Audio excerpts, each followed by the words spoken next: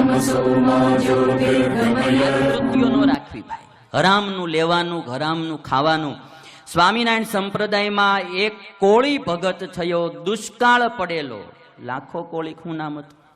હા, લાખા કોળી. તમે વિચાર તો કરો, જ્ઞાતિ કોળીની. દુષ્કાળ પડ્યો અને એ સુરતમાં દુષ્કાળ કાઢવા માટે આવે અને રસ્તામાં એને એક ઘરેણું મળ્યું. આગળ લાખો કોળી ચાલ્યો જાય, પાછળ એની પત્ની કોળેને હાલી આવે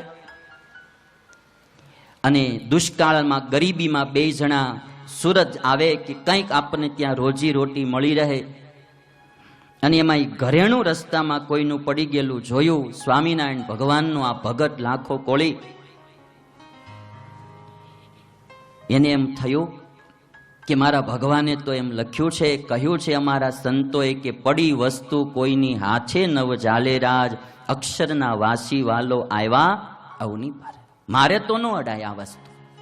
ગરીબી છે, દુષ્કાળ છે, પણ કોઈની પડેલી વસ્તુ આ કોળી જ્ઞાતિનો માણસ પણ લેતો નથી.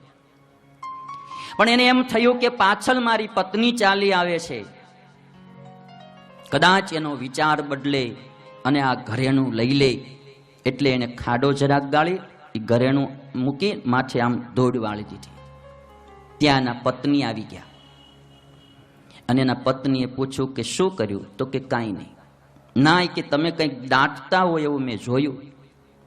અને લાખા કોળીએ ત્યારે વાત કરી કે આ રીતનું ઘરેણું હતું. આપણી ગરીબ પરિસ્થિતિ છે, દુષ્કાળનો સમય છે, મને એમ થયું કે નહીં કદાચ તારું મન બગડે, એટલે મેં એને ધૂળ વાળી દીધી. અને તેથી કોળણ જ્ઞાતિની નારી એટલું બોલી હતી કે પારકું ધન તો મારા માટે ધૂળ સમાન છે, તમે ધૂળ ઉપર ધૂળ શું વાળી? હે, તમે ધૂળ ઉપર ધૂળ શું વાળી?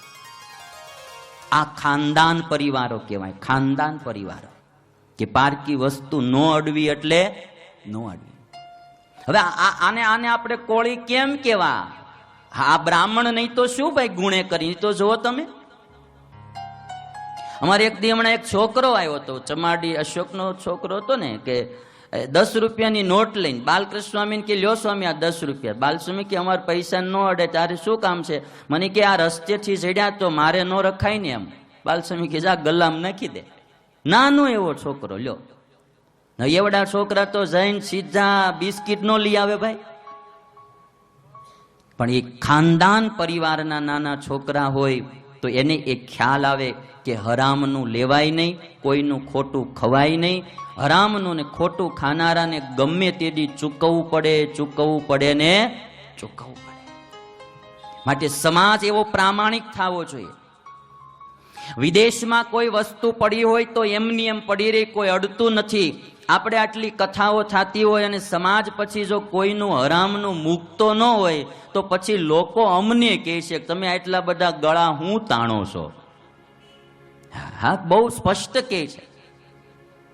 એક આપણામાં નિયમ બંધાઈ જવો જોઈએ કે કોઈ દી કોઈનું હરામનું લેવું નહીં, અનીતિનું લેવું નહીં. જેનું જેટલું ભાગે ભળતું મળતું એટલું દઈ દેવું. કોઈનો ભાગમાં પણ સેજે આઘું પાછું કરવું નહીં.